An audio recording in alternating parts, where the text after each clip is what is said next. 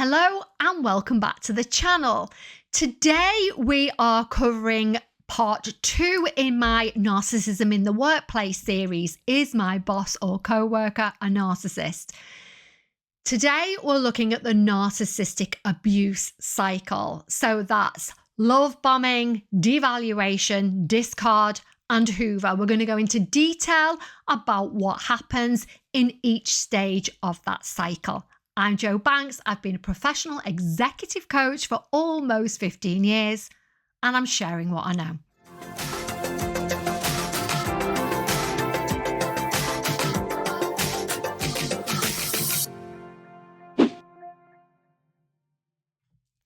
So before we get into the content of today's video, let's just do a quick recap of what we covered off in the last video. In the last video, we looked at the narcissistic drivers. So what really is it that's underneath the behavior of the narcissist? So we looked at things like low self-worth, need to control. We also looked at the common traits. So grandiosity, not being able to show empathy, not taking responsibility, and an overarching need for control.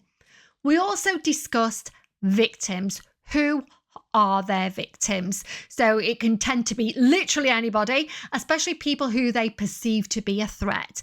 But again, for more information on all of that, if you haven't already seen it, go back and look at the first video in this series. Today, we're going to be looking at the Narcissistic Abuse Cycle. So we're going to be looking at love bombing. We're going to be looking at devaluation.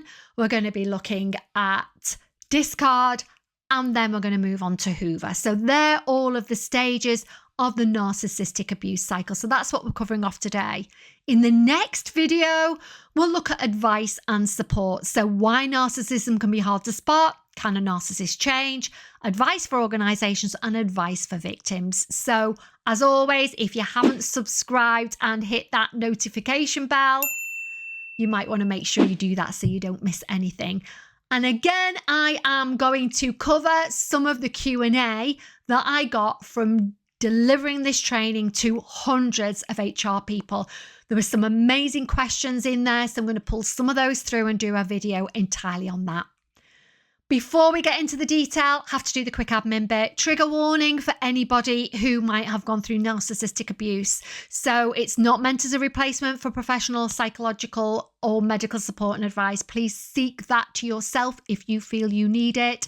This session will focus on just the basics to awareness. No diagnosis here. This is not about a diagnostic tool. Please take responsibility for your own well-being, and you use the tools and techniques and information at your own risk. Okay. So without further ado, let's take a big dive into the narcissistic abuse cycle.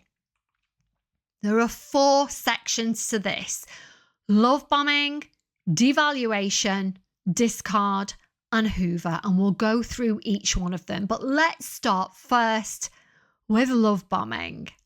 Love bombing is typically the first phase, and it's the shortest phase. It tends to be a few weeks to a few months.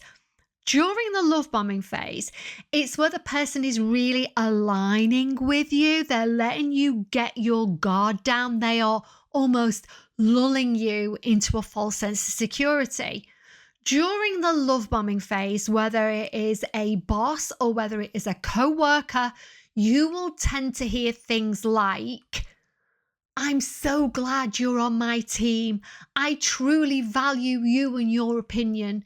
I wish everyone was just like you. I think you're so amazing. We're on the same wavelength. I don't know what I'd do without you. I'm so lucky to have you. You really get me. It's us against the world." So it's really kind of quite over. It's quite over the top, typically, this phase. It's designed to make you feel really good. And again, it's designed to gain your trust as quickly as possible and for you to let your guard down. One of the things that you will hear a lot is, "Oh my goodness, we're so aligned and we're so alike."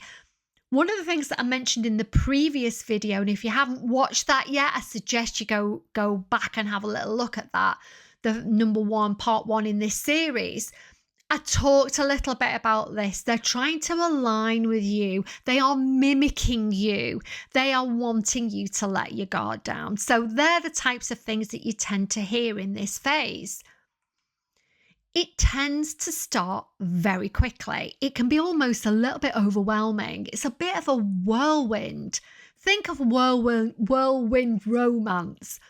They can display very intense interest in you, which on the one hand can feel really wonderful because this person's giving you all of this validation and all of this attention. But on the other hand, it can just be something a little bit off with it.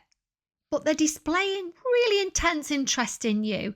It may include invitations to outside work events or catch-ups. They may call you outside office hours or be really over-familiar.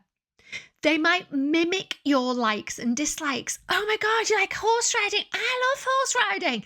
It's really quite bizarre. They'll even align with some of your more out there hobbies even. And you'll think, oh my goodness, I've never met anybody else who does this. No, they don't do it either. They're just aligning with you and mimicking you.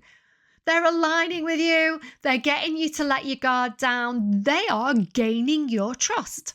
Feels really hard to think that people would be this way. But again, back in video 1, I talked about their traits. I talked about why they do this.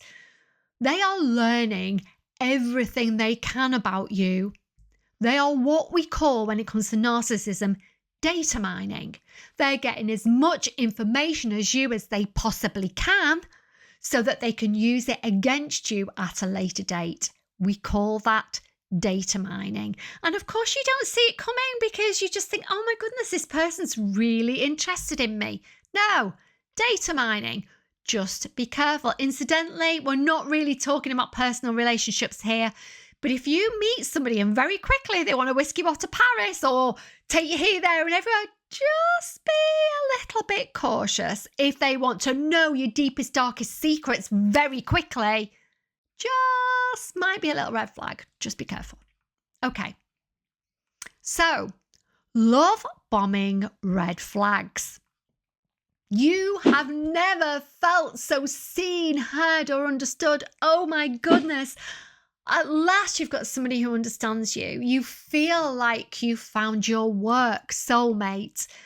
You start to let your guard down, even in a way that perhaps you wouldn't necessarily usually do with somebody that you've just met. You don't know this person, but somehow you feel that you have to let your guard down. They're so probing with their questions. You might even feel uncomfortable. You get little niggles that something isn't quite right. That's your intuition. That's your amygdala, the emotional part of your brain that is alerting to you that there is indeed something wrong with that person. But we don't like to see the bad in people. And so we override our intuition when we should always heed it. You feel the need to overshare with them in a way that you wouldn't usually do with people. That's because they can be so insistent and they're so aligned and make you feel so good. You think they might be being a bit obtrusive, but you don't feel like you can say anything because on the surface, they're being so lovely. You're worried about hurting their feelings. They ask you lots of personal questions that you aren't used to being asked in a workplace environment.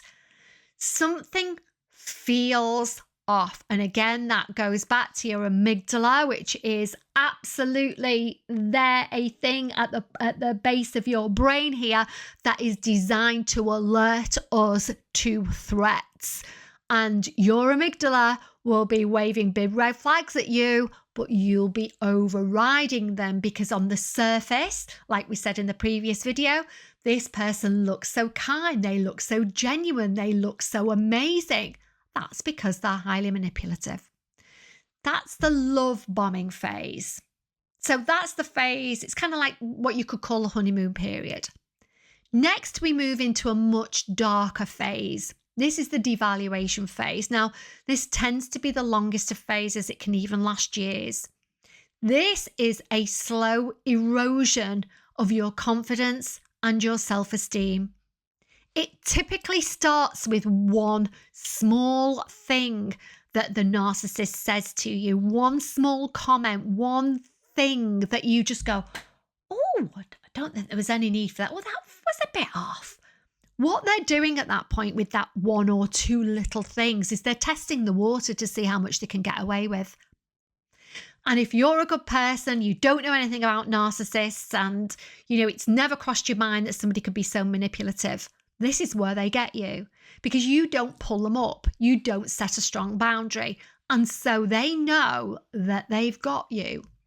So they start with one thing to undermine you, one mean or cruel thing. If it's your boss, they might set unreasonable or unrealistic expectations or goals. This is when it starts to escalate, this devaluation escalates. They are setting you up for failure here. If you try to tackle them, if you try to say, I'm not having that, that's not fair, that's not good, I'm not happy with that, they're going to have an answer for everything, because remember what I said in the first video, they do not take responsibility. They will deflect. So they're going to push everything back on you. They will gaslight. They'll use any tool in the book so that they don't take responsibility. They will take credit for your work. They have no issue with that, whether it's a co-worker or whether it's your boss. They are going to take credit for your work, really barefaced as well. They'll have no issue, even if you're standing right next to them, they'll have no issue taking credit for your work. They will weaponize your weaknesses. So any weaknesses that you have, they will prey on. They will use derogatory comments. They will mock, shame, or humiliate you, especially when you start to get a, little while in, and when they know you're not going to argue back. That's when those derogatory comments are just going to get worse and worse and worse. They might not do them in front of other people. They may do, but they might not. And that's where they can protect their self-image, but be manipulating you and being cruel to you behind everyone else's back. Sometimes they like to do that to protect their own self-image. But that mock, shame, and humiliation just can be the worst part of it. They will also use what we call triangulation. So using your co-workers against you, they'll literally turn people against you. They'll mock, shame, and humiliate you in front of those people as well. Those people then will not want that to happen to them. So they will align with the abuser rather than stand with you, because they don't want that to happen to them. They are setting you up for failure.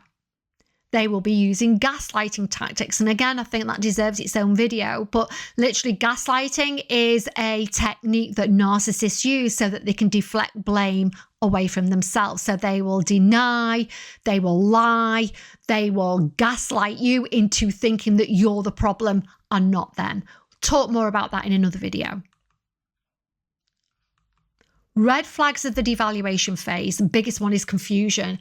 I know now, and I mentioned this again in the previous video, if I feel confused when I'm talking to somebody, especially when I'm sharing a story that would usually elicit feelings of empathy from someone, if I don't get that from someone, that's my number one red flag. And that is the massive tell for me. I use that all the time. When somebody makes me feel a little bit confused, I think, oh, I'm going to dig a little bit deeper on that one.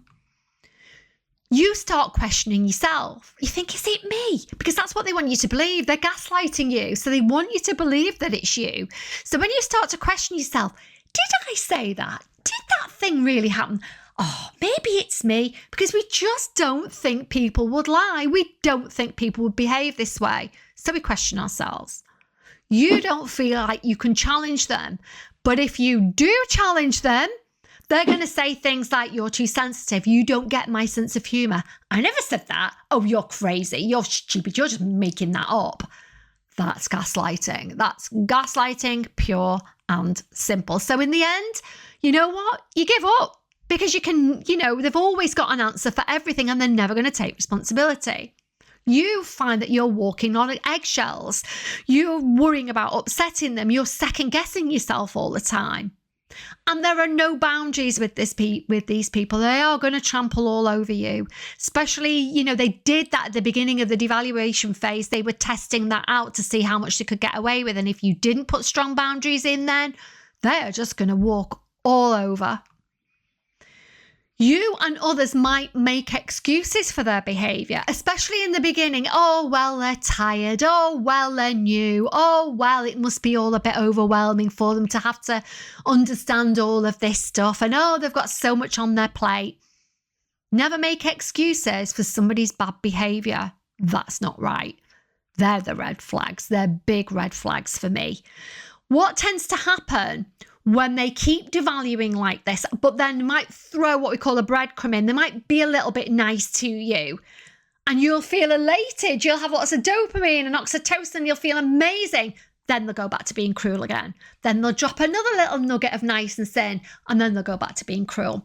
When that happens so many times, that actually changes our chemicals, our biochemicals in our body, and that creates what we call a trauma bond. That makes it very, very difficult to leave that person, whether it's a personal relationship or whether it's a work relationship. You are bonded to that person. It can be really insidious and really, really difficult to get away from. More devaluation red flags. You start to feel physically sick. This is your fight, flight, freeze kicking in here. Your nervous system has become dysregulated. You might get angry and aggressive, even with the people at home. So you've got to take it out on someone. You might run away. So try and not be around that person as much as possible. You might freeze. So hide in the kitchen or the bathroom where you work so you don't have to see them. You may turn your camera off on Zoom or Teams meetings because you just really don't want to see them. You just go into that freeze mode. Or you might fawn. You might fall over yourself trying to prove yourself or trying to be nice and kind to them because you want that validation from them. You're in survival mode. And when you're in survival mode, sleep becomes dysregulated, eating becomes dysregulated, you don't exercise the same, and your concentration is all over the place. You find it really difficult to regulate your emotions. So you might be really crying, you might be super anxious, you might be feeling really overwhelmed, or you might even be feeling depressed. You experience feelings of low self-confidence, low self-worth, like nothing that you do is right. You just can't win no matter how hard you try. You literally become a shadow of your former self. That's what happened to me. I've said it in a previous video. I was literally 28 pounds lighter than I am now. I am 5'5" and I weigh 9 stone. I don't know what that is in pounds. And I was 2 stones lighter than that. So I was another 28 pounds lighter than I am now. I was like a little skeleton. I was so poorly because my abuse was so bad by my workplace bully. And it's just horrific. Horrific. It shouldn't happen. You've previously had an unblemished, really long career where this has never happened to you before. So it really takes you by surprise. It literally takes your legs away. You cannot fathom out until you understand narcissism, what's going on. Looking at the discard phase next. So once they've kind of got a little bit bored of you, they're going to move into the discard phase. So that's it entirely. You have become a shadow of your former self. You're not reacting to them in the same way. You're not giving them the narcissistic supply, which is what we call this great feeling, this dopamine. They get a dopamine hit from being cruel. Really weird. I know, makes no sense. But they get a massive dopamine hit. And when they are not getting that dopamine hit from you anymore because you just have no strength left to retaliate, they get bored. You no longer present a challenge to them. It's no fun anymore. You used to fight. You used to be out there and having a go back. Now you just can't. You just can't react the same as you used to. You are a shadow of your former self. They've usually found another more exciting victim to replace you with. They need narcissistic supply. It's like fuel for them. They've usually moved on to somebody else. So they will orchestrate your departure either from the department or the company. And I've seen this happen from employees and bosses who have done what they can to get you to leave, whether that's you resign or whether that's saying that they can't work with you anymore and raising grievances and all kinds of things. So This is the discard phase. So the red flags to look out for in this phase are they stop inviting you to meetings. They intentionally miss you off important communications. They stop talking to you. They completely ignore you unless they absolutely have to. And even then, some people will just still completely ignore you. They'll talk over you, or they'll talk through you, or they'll go round you. They intentionally withhold information that you need to do your job, making you less effective, making you underperform. They don't return your calls, or if they do, they leave them way too late. They know what they're doing. They know that they're making you anxious and they love it. Seems so weird, but it's a thing. They make it extremely difficult for you to do your job. Just seems incredible, doesn't it? But it's a thing. Next, we have the Hoover phase. This is the final phase until we hit love bombing again. So in the Hoover phase, what they're doing is they're hoovering you back in. They're vacuuming you back in. Typically, it happens when they think you're going to become a threat. In other words, you raise a grievance, you threaten to resign, or you threaten to tell someone, or you actually do tell somebody in authority. So then they've got a lot to lose by this point, and they don't like that. They need to save face and they need to gain back control, because at this point they've lost control. They had control of you and everything up until that point. Now they've lost control. They need to gain that back. They need to get you back on side at all costs. They need to divert attention off them and keep you sweet. This is going to give you a false sense of security. This is going to make you think that things have changed. This is going to make your dopamine and oxytocin go up. A little bit more trauma bonding going on. So the red flags on this phase are they start being nice to you again. They drop what we call breadcrumbs, these little things. Oh, I'll change. Oh, I'll be good. Oh, I can work with you. Oh, let's go to the pub. Oh, let's go here. So they're going to start dropping these breadcrumbs because they need to get you back on side. They're going to promise you things in the future. We call this, in narcissism, we call this future faking. This is, I'm going to do this. We will do this. It's all going to change. I promise I'll try harder. They're all the things that we tend to hear in the Hoover phase.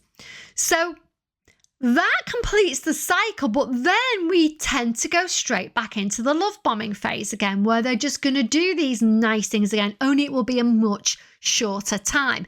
Then you're going to go right back into devaluation again. So all of that meanness and the cruelness will start again. Then when they've got fed up and they've worn you down again, they're going to go into the discard phase. This cycle can go on for years unless you do something about it. Literally can go on for years. In personal relationships, they say it takes 7 cycles of this before somebody actually leaves their abuser. And I don't doubt that it can happen the same way in workplace bullying as well. So this is the narcissistic abuse cycle. Video 2, the wrap up. I hope that going through this video has helped you understand the narcissistic cycle of abuse that narcissists, whether in your personal or professional life, will undoubtedly use. It's rare for narcissists to skip any of these 4 steps: love bombing, devaluation, discard, and Hoover. Although sometimes it can be really tricky to establish what phase you're in. However, make no doubt about it, it is a cycle and it will continue for as long as you allow it. If you'd like a free copy of the fact sheet that accompanies this mini-series, I'll leave the link below. What next? If you haven't seen the previous video, number 1 in this series, I'll leave a link below and at the end. In that video, I cover what drives the narcissist, the traits of a narcissist, and who are their victims from a workplace perspective. In the next video, I'll be discussing the Duluth power and control wheel, a long-established model for understanding and identifying workplace coercive control. I'll also discuss why narcissists can be hard to spot, whether a narcissist can change, and advice for both organisations and individuals on managing narcissism in the workplace. If you enjoyed this video, please like, comment and subscribe. It's completely free. And please remember to hit that notification bell so that you don't miss the rest of the videos in this mini-series. Finally, thank you for your continued support. Thank you to everybody who stays until the very end, and I look forward to seeing you soon.